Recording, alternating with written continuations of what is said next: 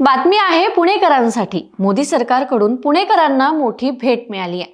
पुण्याला मोदी सरकारकडून नव्या 1000 ई बस मंजूर करण्यात आल्या आहेत।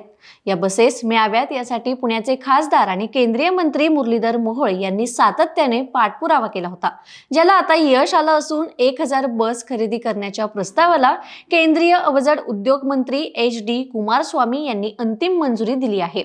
या मंजुरीचं पत्रही कुमारस्वामी यांनी मोहोळ यांना पाठवलं आहे।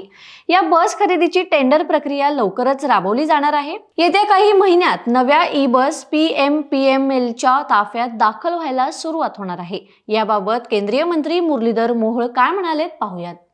पुण्यासाठी 1000 बस येणार आहे। ही पुणेकरांसाठी खूप एक आनंदाची बातमी आहे की मागचे काही दिवस आपण सातत्याने जो प्रयत्न करत होतो पुण्याची सार्वजनिक वाहतूक व्यवस्था सक्षम व्हावी म्हणून मेट्रोचं विस्तारीकरण असेल, पुण्यातल्या PMPMLला सक्षम करण्याचं म्हणून भूमिका असेल, याच्यामध्ये खूप काही गोष्टी करत होतो आपण।